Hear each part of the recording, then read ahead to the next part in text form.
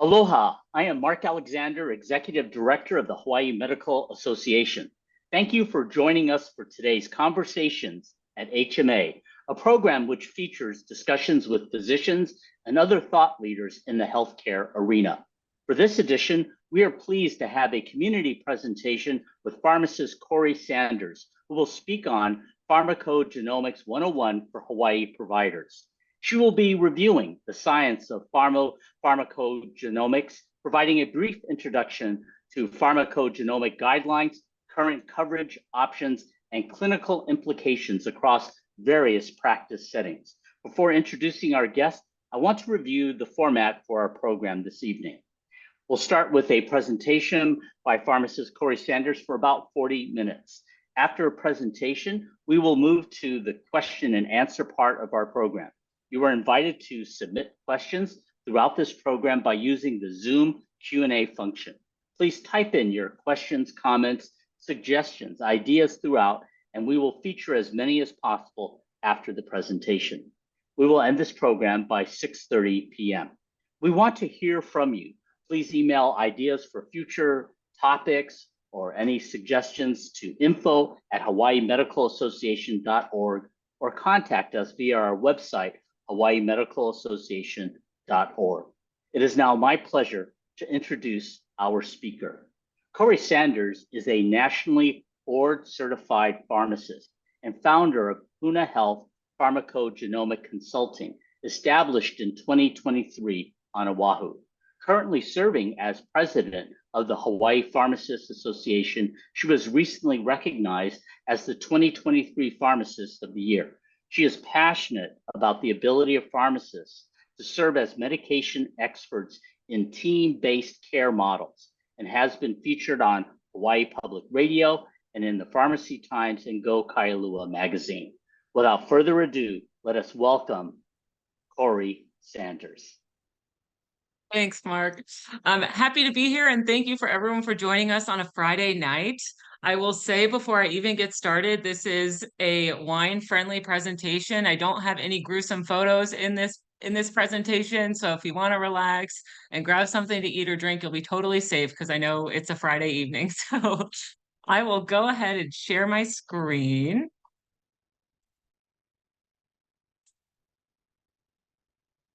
All right. Let's see.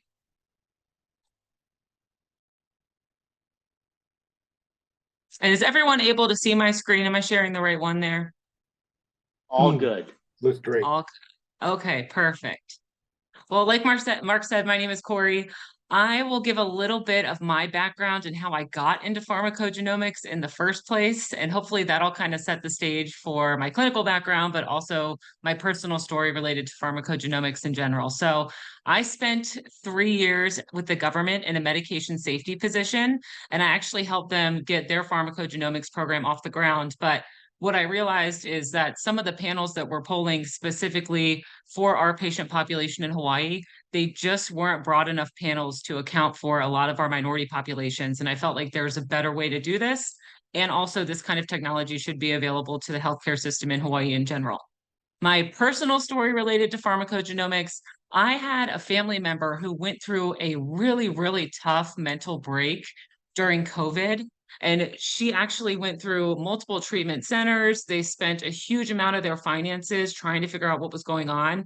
And the crux and the turning point of her mental health and her treatment overall was getting a pharmacogenomics test and actually really trying to figure out which medication worked for her based off her genetics. So both of those things, my experience as a medication safety pharmacist and then my personal story related to pharmacogenomics, just kind of put me on this path to make this a bigger conversation in the state in general. So tonight, I've just given us a brief little roadmap. Mark did a great job of outlining it, but I'll walk through just at a higher level some background and statistics related to medication safety and adverse drug reactions in general. And then we'll walk through some nomenclature related to pharmacogenomics or PGx. We'll walk through some very high-level guideline analysis and some literature. I'll point out specific clinical areas and give some examples and some case scenarios of where this could potentially come into your practice. And then we'll talk about phenoconversion and overall implementation into the healthcare system and where we currently are with getting pharmacogenomics really into the clinical picture on a broader scale. So some background in statistics. This is striking data, the cost burden of non-optimized medication use across the US. We spend more on addressing wrong medication use than we do for the top 3 chronic disease states combined. Another statistic that I don't actually have on this slide, but I need to put in, is that we spend more annually as a country on improper medication use than we actually do drug development, which is another huge arm in the drug R&D and the medication and healthcare expenditure costs in the US overall. So I hope that helps to put things into context. Compared to just disease states, we're spending an inordinate amount of money on adverse drug use. The importance of pharmacogenomics. So how do genetics potentially play into this improper medication use? The first statistic I want to share is that 99% of people have a genetic variant that may impact medication response, which, I mean, where do we see 99% for almost anything in medicine, right? I mean, hardly ever. And I'll walk through some literature later that outlines that. But another statistic I have is that every 2 minutes in the US, a life is lost because of a non-optimized medication. And to put that into context, that is the equivalent of a full Boeing 737 falling from the sky every 2 minutes.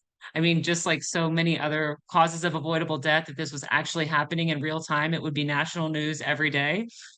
And then adverse drug reactions, so dialing it down just a little bit, are the 4th leading cause of deaths in the US. And 40 million patients are currently on 5+ medications. That number is anticipated to double by 2040. So it's not like these polypharmacy issues or medication issues are going anywhere. If anything, we can anticipate them, unfortunately, getting worse over the course of the next decade. So the current healthcare landscape in Hawaii, I certainly am preaching to the choir here, but we are short over 1,000 providers, especially on our neighbor islands where there are very few specialists, and where the waiting time for some of our specialty care areas is months and months and months, if providers are even accepting new patients.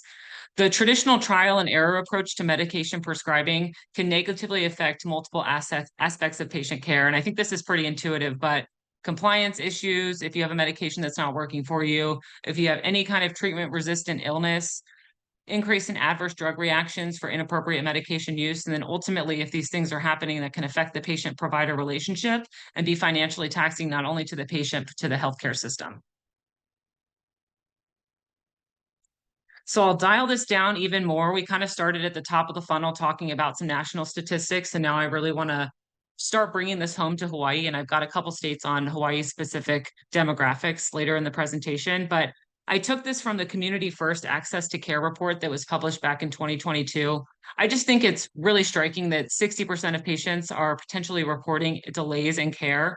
So I want to hammer home, getting to the right therapeutic regimen is just so important, because if we're already not having high touch points in the healthcare system, causing even further delays, if we have tools that can mitigate getting to the right drug at a faster rate, that can really change the therapeutic outcomes in the clinical picture for each patient. So diving just a little bit into pharmacogenomics in general, if we look specifically at antidepressants, the percentage of patient population for which a particular drug is ineffective on average, antidepressants is a huge component of that. Also, we look at oncology drugs, and I won't hang my hat on that just because there's so much nuance to tumor-specific medications and whatnot, but we have a lot of classes of medications where this trial and error approach, or where a particular drug may not work for a certain person, is just really instrumental to them having the response that they want or getting to a controlled state. So where does pharmacogenomics fit into the clinical picture? As a pharmacist, and I'm sure as practitioners, you guys have this hammered into your heads as well. We really traditionally talk about PK and PD. So pharmacokinetics really meaning metabolism of a medication, and then the pharmacodynamics meaning receptors, transporters, how the drug interacts with the body. We want to really introduce this third component here. We could be operating on this triad of genetics. So how these interact in a specific patient, customized to their genetics, and how the genetics impacts medication response. So this is a great visual that I stole from Invitae. So they're one of the leading pharmacogenomic testing companies in the country. We really have been treating everyone like they're a normal metabolizer. And I'll talk about these different metabolic rates as we get into some more detail, but we treat everyone as a one-size-fits-all blockbuster approach, when in reality, that's not necessarily how we should be treating patients because they are different and they do respond to different medications and different doses. And this is how we utilize pharmacogenomics to utilize that genetic component to figure out what would work for someone, what dose adjustments we might need, or potentially an alternate therapeutic regimen altogether. So kind of the slang line for PGX, or the tagline for PGX across the country, is helping to find the right drug at the right dose the first time. But I do want to emphasize, just like anything else in medicine, this should not be looked at as a silo. This is not a silver bullet. I am totally aware of that, but it certainly is a valuable tool to have in your clinical tool belt when considering medication prescribing. So how does it work? What does the workflow actually look like? You can actually take a cheek swab test, or you can take a blood sample from a patient. So I normally utilize a cheek swab test just because it's less invasive and takes less time and energy. But that sample is then sent to a lab and it's genotyped for genes and alleles that ultimately determine a patient's phenotype, or how they're physically presenting. Genes don't change over the course of a lifetime. So when we get to insurance coverage, we'll talk about how really just one test or one gene is covered for every patient once in their lifetime. But having information like this is not going to change throughout the course of, again, the rest of your life and how you're going to respond to different medications until you don't need them any longer. What PGX is not, and I put this in here because I get these questions from patients all the time. It is not allergy testing. It is not vaccine tolerance. We're not looking at anything IgE mediated. Again, this is looking at a lot of CYP enzymes in the liver and medication processing pathways that are concentrated in the liver. But we're not looking at tumor targeting. So this isn't something like a biopsy sample where a lot of oncology medications, you would do a tumor targeted specific medication. And it's not a hereditary biomarker measure of, do you have a BRCA gene? Do you have another gene that might lead to some chronic disease state? It is really just concentrating on a small amount of genes that focus on medication metabolism. So this will be the last statistic, and then we'll move into some nomenclature and biology. But there's a biobank analysis that came out of the UK, again, came to that same conclusion that 99% of people may have an atypical response to at least one medication due to genetics. They looked at almost 500,000 people, and then they came out with these two statistics as well. So 1 in 5 prescriptions, or 1 in 5 new prescriptions, is impacted by genetics, and 1 in 11 prescriptions have pharmacogenomic drug or dose change guidance. And I'll walk us through those guidelines, but this isn't something that's few and far between. And once we take a look at a list of these medications, I think you'll understand how common and how important these implications are. So nomenclature and biology is what we'll move into next. And I'm going to try to keep this as high level as I can, just so we can get into some of the clinical components. But I do think it's important to at least have a background and understanding of the genetic information that we're looking at. So the most important drug metabolizing enzymes in the body are the cytochrome enzymes, or the CYPs for short. So when we look at how we're really talking about genetics and how these fit into the gene family, we look at our CYPs. So CYP, cytochrome family, the cytochrome, 2 being the family, breaking down into the subfamily, and then breaking down into the individual gene. So gene families are simply just genes of similar sequence and function that arise from an ancestral common gene. This is where it really gets interesting, and this is how most of my reports come back, is that we actually look at these alleles. So we take it further than the family, the subfamily, and the individual gene. Just like most genetic components, we normally have 1 allele from mom and 1 allele from dad. So each allele, or it's called a star allele, corresponds directly with medication response. So we look at a single gene, like the CYP2C19 gene, and they'll typically come back each patient with 2 star alleles. So 1 allele would be considered a haplotype, but they're reported as a diplotype. So this, for example, star 1 allele from probably mom or dad, and then star 17 from the other parent. But each one of these alleles is just associated with a different function that comes from either parent. So I hope that makes sense and puts things into picture, but we look at the diplotype to determine overall medication response. The wild type allele, or a normal function allele, is typically star 1, and then they're just named on after that, depending on the order that they were discovered. So this is where it gets really fun. We treat most people like they are normal metabolizers. And when I'm describing this to patients and even to providers like yourself, I like to describe it as a highway. So normal metabolizer, you've got these two alleles, you have these two highways, one from mom, one from dad. And in most patients, we assume that they're in a normal therapeutic window and they're just running at a normal metabolic speed. Some patients have one pathway that's either not functioning or it's poorly functioning, and those patients are considered intermediate metabolizers. So one lane of that highway is closed and it is not functioning at a normal rate. In some patients, we call them poor metabolizers. Neither of those highways are functional. The alleles aren't functional. The highways aren't working. And so that can obviously affect drug metabolism in traffic. And then moving over here to the left, ultra rapid metabolizers. These patients are lucky enough to have an extra lane on a highway, or maybe the speed limit on one lane is faster, but they normally metabolize at a much faster rate than these normal metabolizers just because they've got that extra lane and that extra kick of speed.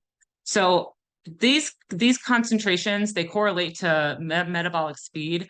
I'm going to actually move to the next slide because I'll break these down based on the kind of medication that we're giving the patient, because it does differ drastically, excuse me. So two different types of drugs that we can give, and most drugs we give in the active form. When we're giving a medication in an active form, these pathways determine processing into a metabolite that's ultimately then eliminated. So we're giving in the action form and it's metabolized into something in which it's going to be eliminated. But there are prodrugs on the market, common prodrugs, codeine, tramadol, Plavix. In this case, we give a medication that's in an inactive form, and we use these pathways to turn it into its active form. So instead of going through an elimination pathway using a CYP pathway, or elimination using a CYP pathway, it goes into its active form, and that drastically changes how the concentrations reflect.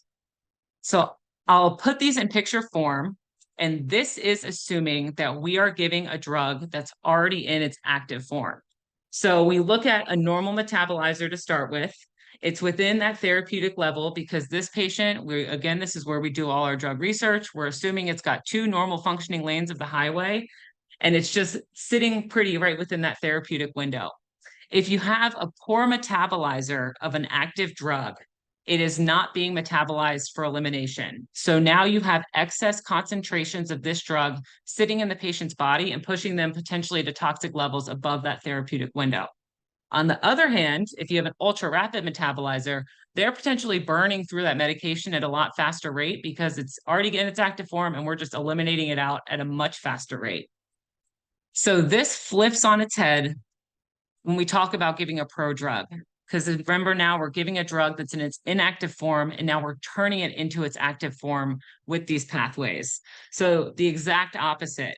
We give a prodrug, it's in an inactive form. If it's an ultra rapid metabolizer, we're pumping that drug into the active form, into the body. So pushing it up into therapeutic concentrations or above therapeutic concentrations. And then poor metabolizers, they're potentially not getting anything at all because now we've given this inactive form of the medication. We're not turning it into the active form, so potentially having subtherapeutic doses. So any questions on the science of that before I dive into the literature and the guidelines?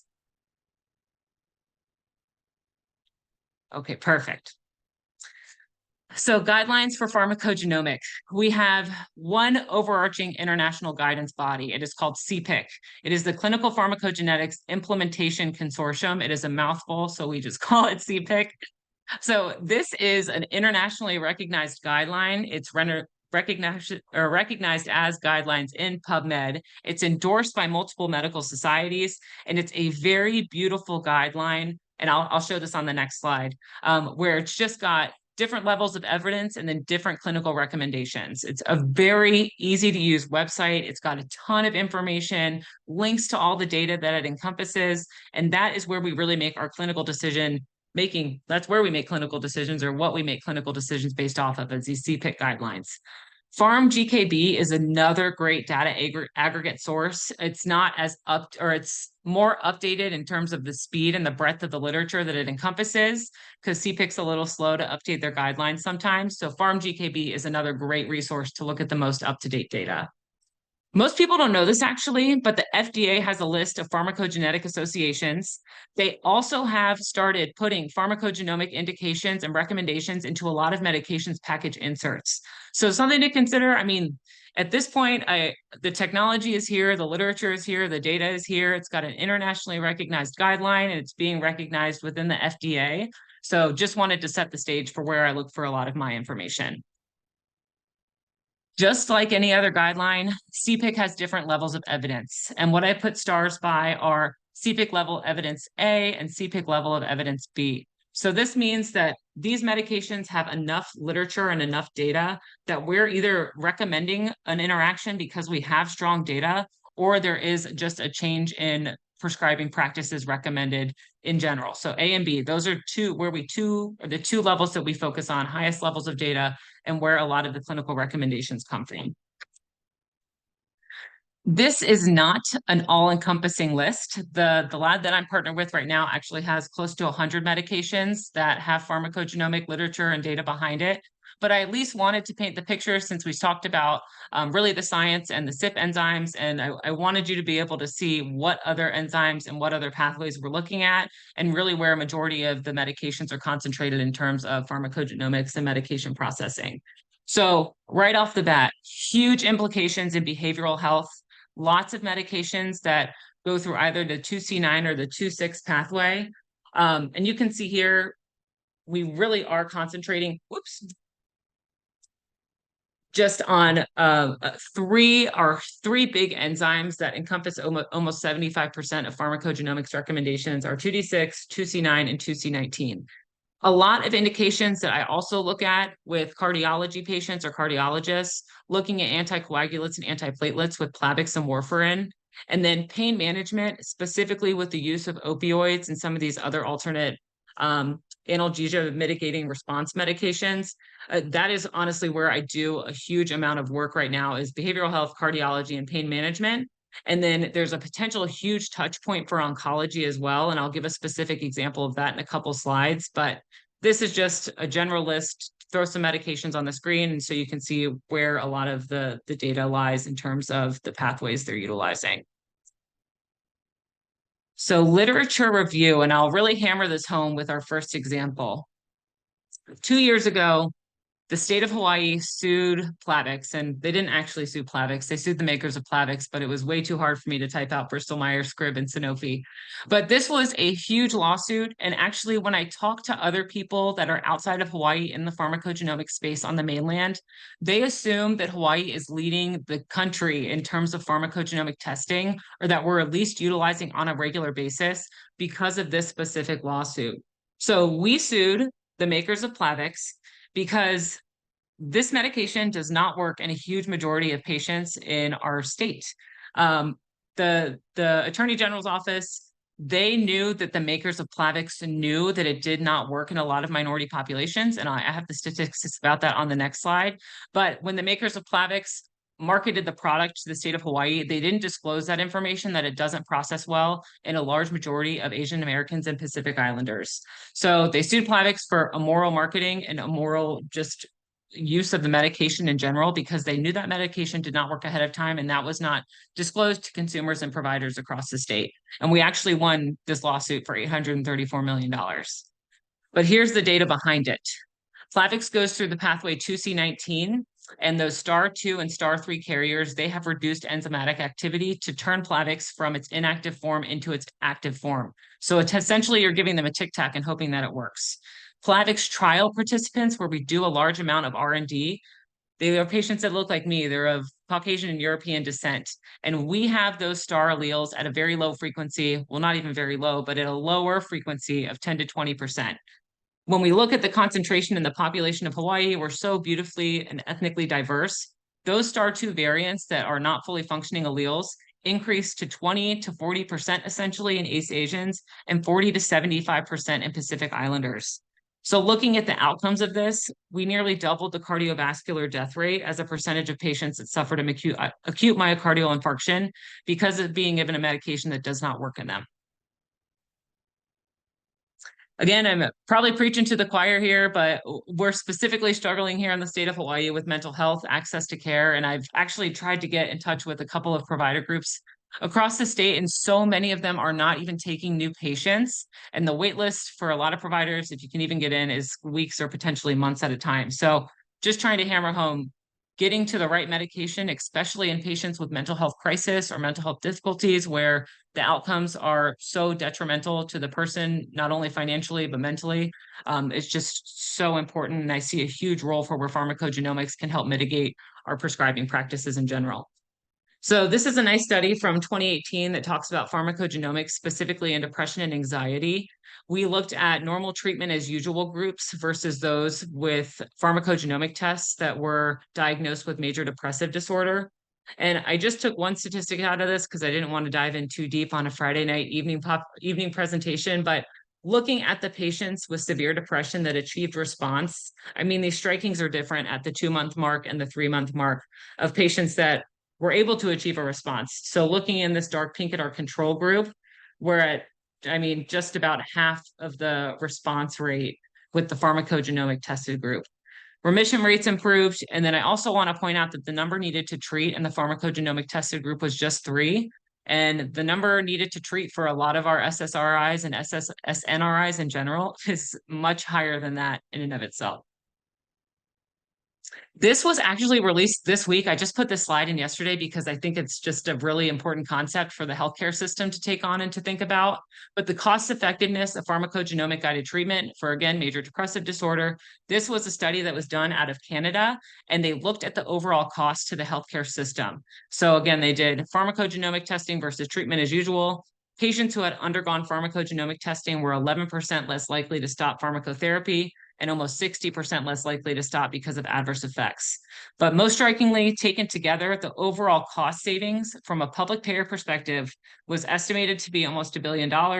And over a 20-year time horizon, that would be a cost savings of almost $5,000 per patient.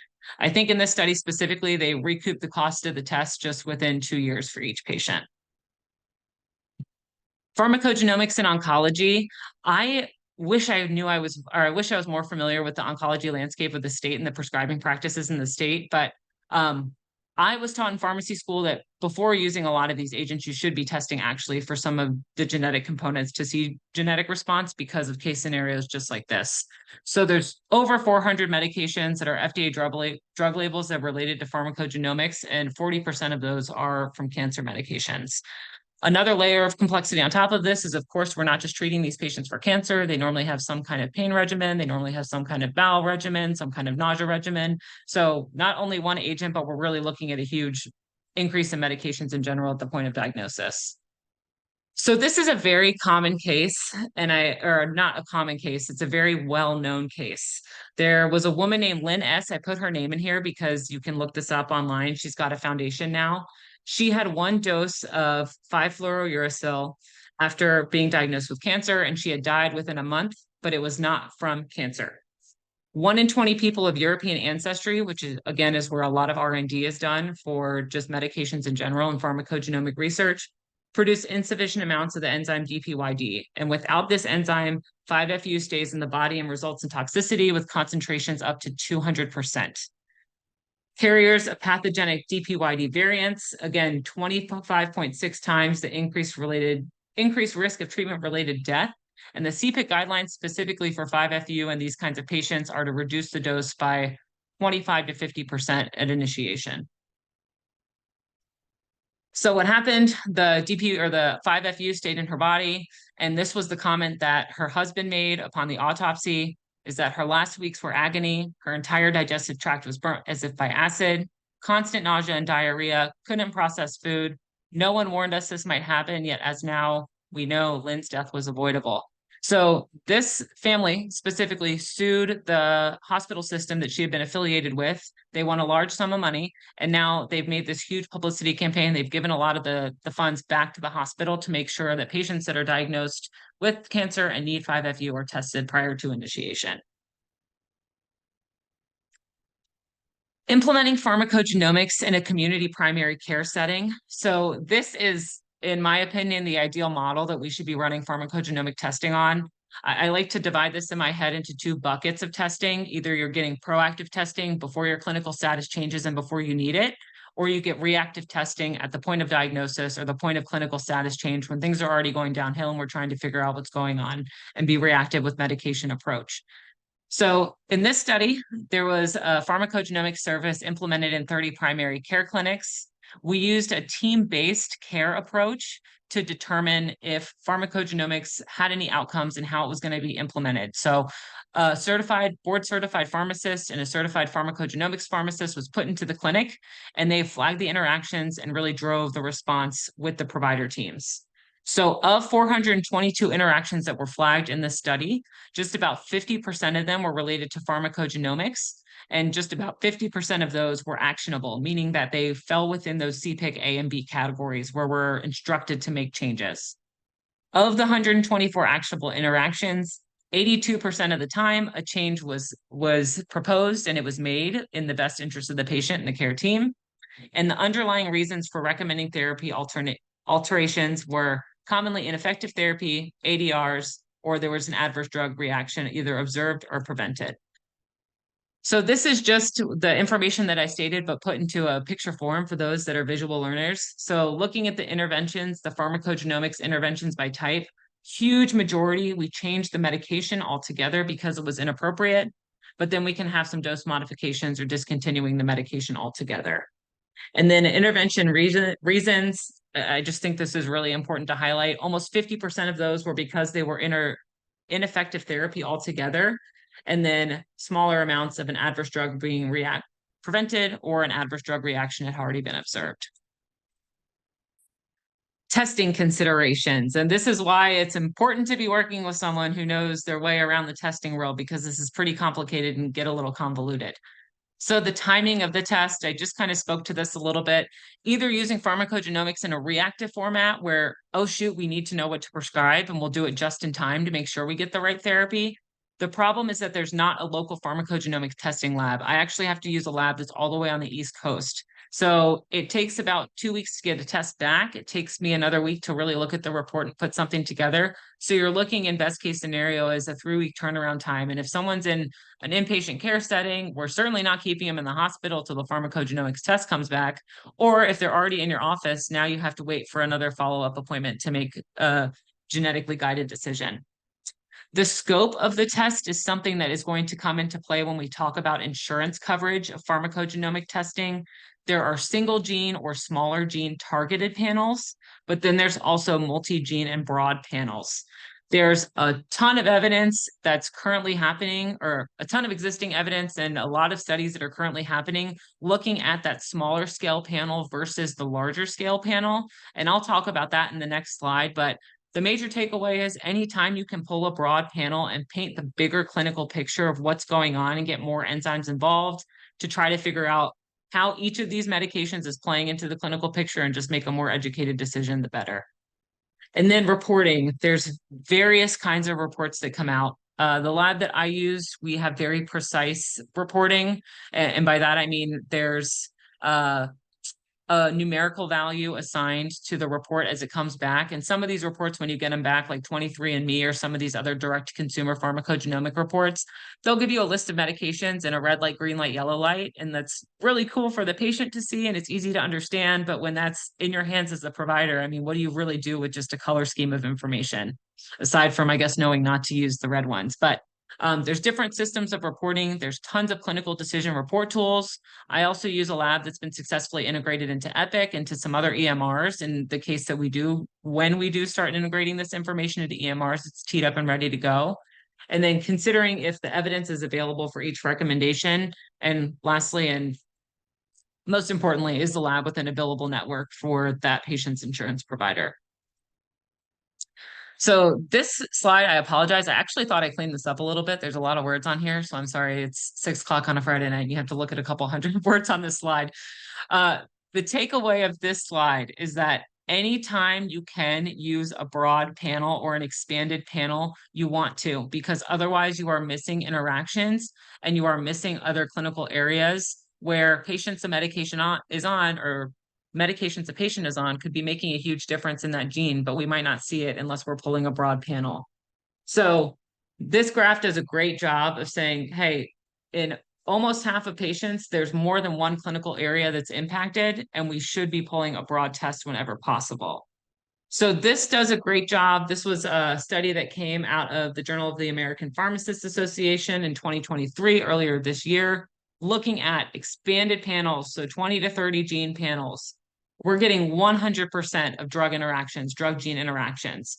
When we tune this down to a 14 gene panel, and this is specifically catered to how United covers pharmacogenomics, we're getting just over a quarter of the pharmacogenomic drug gene interactions. When we're looking at dual gene, we're down close to 10%. And then just for a single gene, just for one gene, one drug, I mean, we're missing almost 95% of what's happening in the body, and specifically missing medications and interactions altogether. Implications in Hawaii specifically. So I want to, again, dial this down to our population and really hammer home why this is so important, specifically here in the state, and honestly, why I think we have an opportunity to be leading pharmacogenomics across the country in a couple of years, is that a large majority of research is done on people that look like me, European ancestry. According to the NIH, just general drug R&D, 70 to 80% Caucasian ancestry or European ancestry.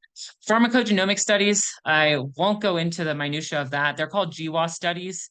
90% of those, I think it's actually closer to 95% Caucasian Americans, European ancestry. So there is a real potential, I guess, that the standard of care in Hawaii looks a little different than just traditional guideline recommended therapy because of the way the drug R&D is done. I think this is a very powerful graphic. I know there's a ton of words on the screen. I've tried to kind of highlight some that I think are common and that I think have carry more weight. But looking specifically in Asian subgroups, look at the differences here between different genes and phenotypes. So gene, again, just being the gene here, phenotype is how you present. So this intermediate metabolizer, poor metabolizer, the metabolic rate. Looking at some of these very common genes. So remember, 2C19 encompasses a huge component of medication interactions and response. The increase of Asians having a risk in that phenotype, specifically for SSRIs and TCAs, which are pretty common. I mean, our antiplatelets and anticoagulants up here pretty common. Just a huge increase in the rate and the risk of having an alternated pathway or a metabolic pathway that runs at an alternate speed. Looking at specifically some of our seizure agents, looking over almost 200% increase of having that phenotype. I also highlighted this last column because it talks about what is the actual recommendation. I mean, is this just increased risk where nothing actually really happens? I mean, no, the guidelines and the evidence say avoid these medications altogether. If anything, consider a different dose, half the dose, 50% of the dose, whatever it is. Like there's actual real clinical implications with dose adjustments and medication decisions. Phenoconversion. This is known as the Achilles heel of PGx. This becomes pretty complicated pretty fast, but I want to articulate why it's important to have someone that knows what they're doing in pharmacogenomics and knows the overall breadth of the evidence so that you're not just looking at a report in the silo. It's great to have a report, but if you're not taking the entire clinical picture and the medications that the patient is on into context, you could be doing more harm than good. So phenoconversion. When we talk about pharmacogenomics, we're talking about drug-gene interactions, just drug-gene interactions. When we talk about phenoconversion, it's drug-drug-gene interactions. So not only what drug and what gene and what's happening in the body, but is that patient on an inhibitor or an inducer of that pathway that we're looking at? How do their other medications fit into this clinical context of, are there competing medications for the same pathway that already has a different metabolic rate? So phenoconversion, just noticed a little mistake. I have an extra T in there. I'm sorry about that. But again, not just drug-drug interactions, but drug-drug gene interactions. 1 in 4 patients on a pharmacogenomics guided medication is prescribed an inhibitor or an inducer of that respective enzyme. And again, I put this statistic about 40 million people are on 5+ meds, and this is not going anywhere. So this is only going to get more complicated. And this is also an example of why you need to be pulling a broader panel anytime that you can, because there's other medications on the patient's profile that could be affecting just that drug gene response. So this is a very easy way. I know it looks complicated, but I'll explain. This is an easy way to see how the area under the curve or the medication concentration can change, not only based off traditional pharmacogenomics and drug-gene interactions, but what happens when you throw in another medication that also goes through that pathway. So these two examples I've highlighted, we're looking at the same medications. We're looking at Plavix and Tramadol in two metabolizers of 2C19 that work in two different speeds. So Plavix in an intermediate metabolizer, we're already getting somewhere between 31 to 50% of concentration decrease in that patient. Tramadol, 2C19 metabolizer, same thing, already getting somewhere between 30 and 50% less of that medication than a normal metabolizer would have. When you put those two things together in someone who's an intermediate metabolizer, we are getting 50 to 80% less concentration of both of those drugs. Let's look at a poor metabolizer where it becomes even more serious, just to up the ante here. Plavix in a poor metabolizer, 50 to 80% concentration decrease. Tramadol in a poor metabolizer, 30 to 50% concentration decrease. When you combine those two things together, they're competing for a pathway that's already not working. 80 to 100% decrease in therapeutic concentration of those medications. So payment, I'll run through this hopefully in the next 5 or 10 minutes, and then we can have some time for question and discussion to get you guys out of here by 6:30. This is the most exciting part, but also the most not exciting part because of how it's currently covered in the state. We'll start with the good news first.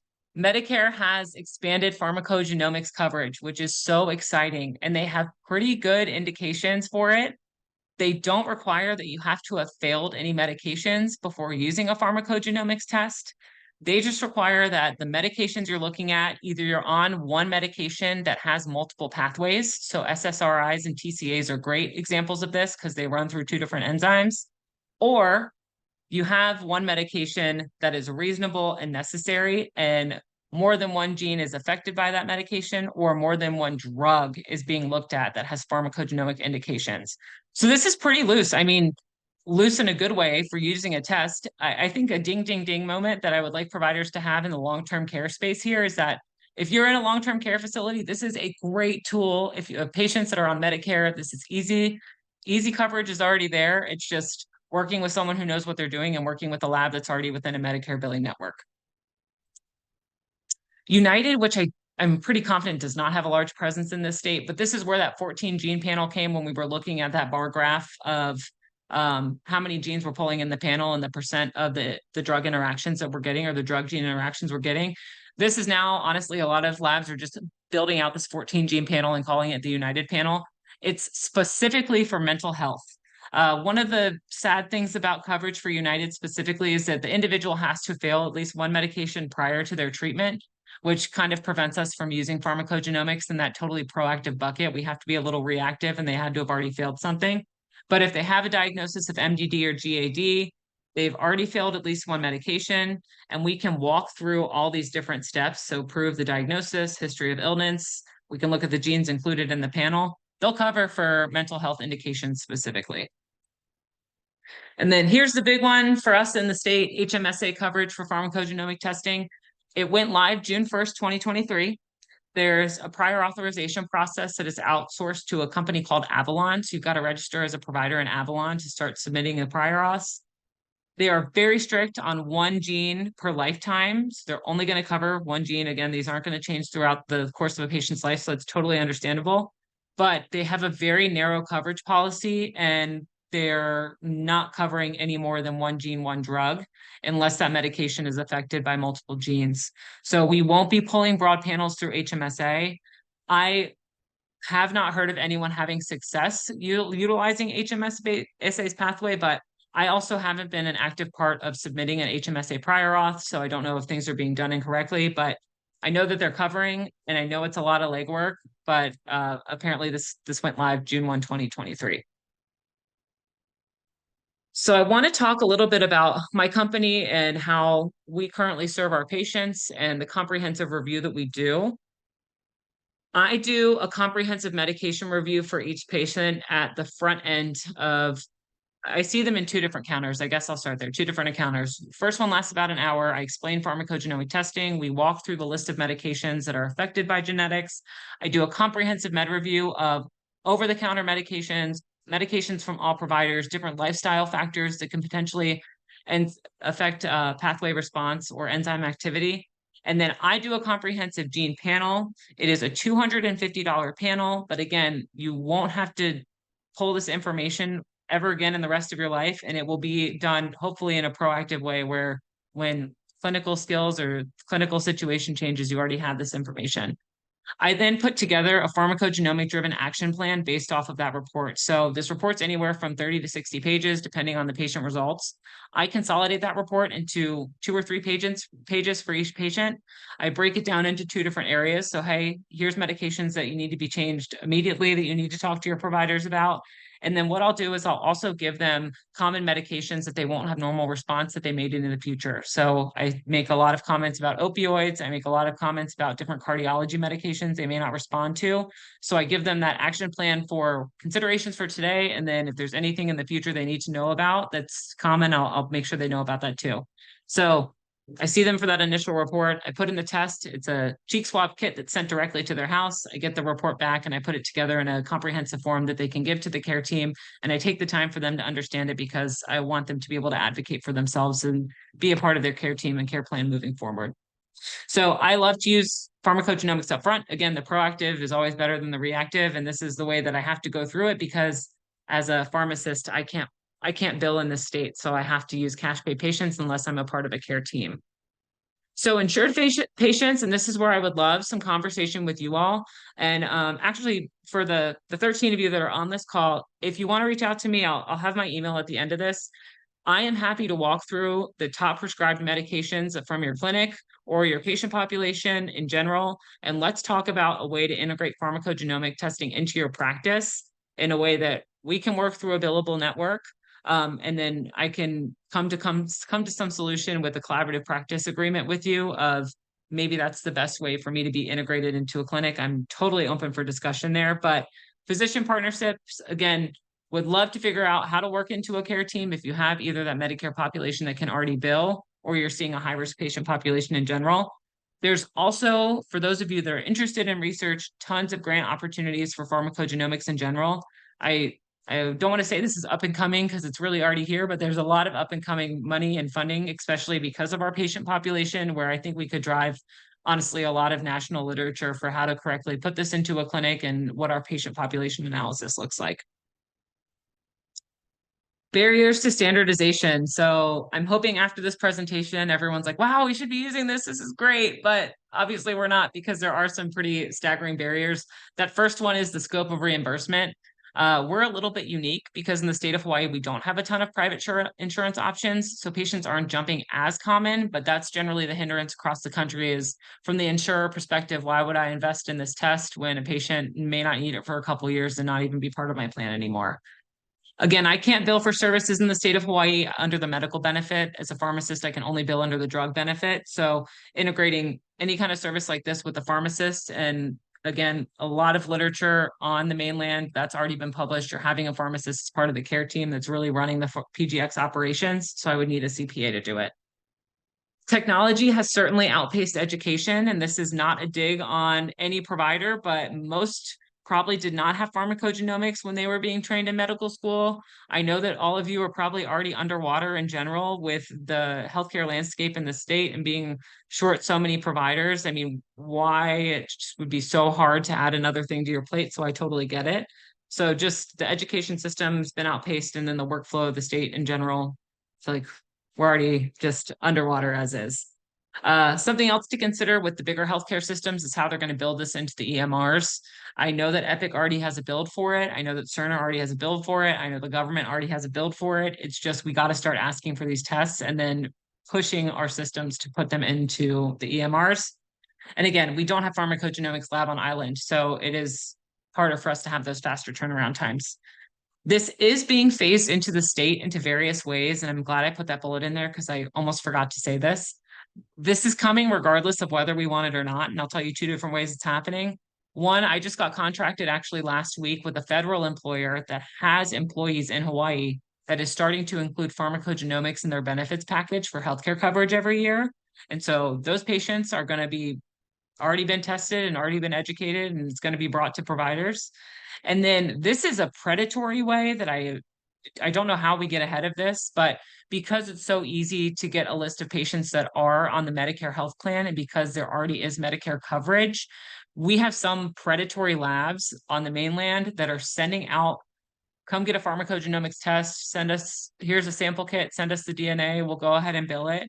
And so they're getting a pharmacogenomics test for free, but it's because they're just getting something in the mail. They're getting shipped the test and the kit, and they're getting the results back, and they don't necessarily know what to do with it. But again, they're bringing it to their providers. So hot takes, I'll reiterate a few things. This will be my last two slides, almost done. Hot takes, I do think there really is a possibility that the standard of care looks a little different here because of our beautifully diverse population and the way the drug R&D and pharmacogenomics testing has been done. I think there's a huge chance that we stray from just traditional guideline-directed therapy, which we take once we take genetics into account. Personalized prescribing is no longer the future. I love talking about precision medicine as it's already being here. The literature's here, the technology's here. It's just how do we actually bring it here to our state in a meaningful way. Consumers are more educated than ever before, so there is direct consumer pharmacogenomic testing. There's now nutricogenomic testing, so you respond to different foods. There's a lot of different vitamin and mineral panels and testing, but it's just not uncommon that people want to know more about themselves and get the best care possible utilizing some aspect of precision medicine. And then again, I just so strongly feel, Mark said this in my introduction, I feel this way now. There's got to be a team-based approach that can leverage a medication expert to hopefully take over and take ownership of the space and bring it to the team in a meaningful way. So I'll end on a note that says, if it's not safe, it's not care. This came from the Director General at the WHO Medication Safety Summit. This is a quote that I heard when I was a medication safety pharmacist within the government. And at this point, we are providing unsafe care in some circumstances if we only knew what the genetics were of our patients.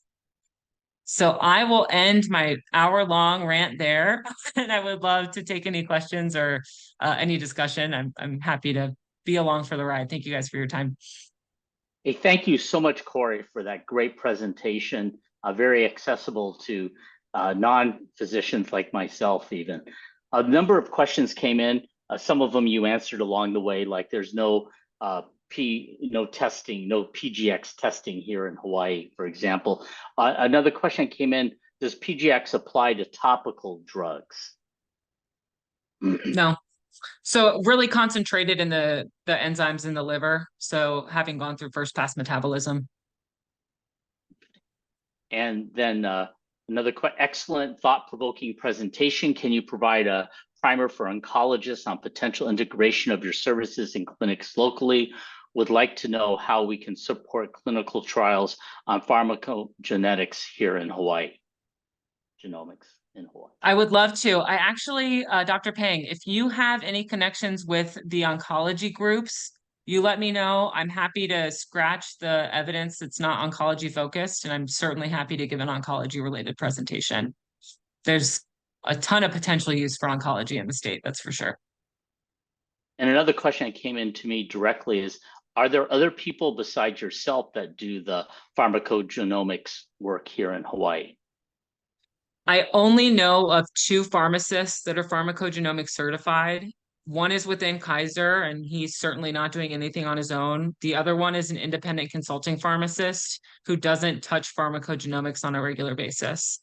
So I guess the clean answer to that is no. I'm definitely the only one that's doing it independently, but there are other certified pharmacists in the state. And then my contact info, I've got my email on the slide that's shared right now. So that's the best way to reach me. I don't charge for the presentation. I guess I should probably consider that. Thank you for not charging us. No, and Mark and I have such a great relationship because of our roles with the state association. So I really don't mind doing this. I'm so passionate about integrating this into clinical care.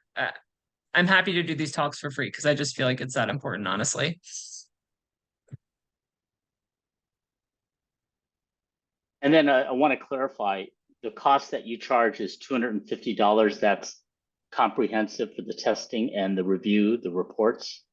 No, I do 250 for the testing that is non-negotiable. I am negotiable on my consult price. I normally charge around 200 for that because it normally takes me 2 hours on either end interacting with the patient and then putting together that report. Um, I I've certainly made exceptions for patients that can't afford it, but I remember I can't bill in the state, so that's how I make my income. Okay. And Dr. Although, Kilmer? again, there's Oh, ways yeah. around that. I mean, if providers on this call are willing to go into a collaborative practice agreement where I can bill underneath you, certainly within my scope of practice, I'm happy to entertain that option. And I know you can see Dr. Kilmer's comment.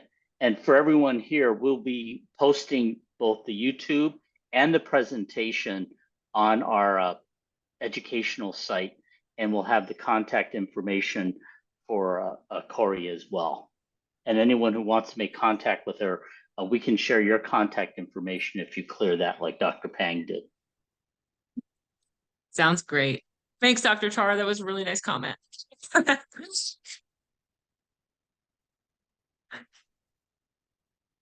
Well, happy Thanksgiving to everyone. Thanks for letting me take up your time on a Friday night after a long day. And thanks, Mark, for bringing me in. Oh, thank you so much, Corrie, for working with us. We thought a lot of people would benefit from this, and I think a lot more will once the YouTube is put up. I just want to thank everyone for joining us this evening for this conversation at HMA. As I said, it will be posted early next week, probably on YouTube, and we'll have Corrie's PowerPoint available as well. We'll have her contact information. I want to thank Corrie especially for scheduling this with us. We had a little bit of back and forth, and so she was very, very patient. And again, we thank all of you for your participation. Have a great Thanksgiving and a great weekend. Mahalo.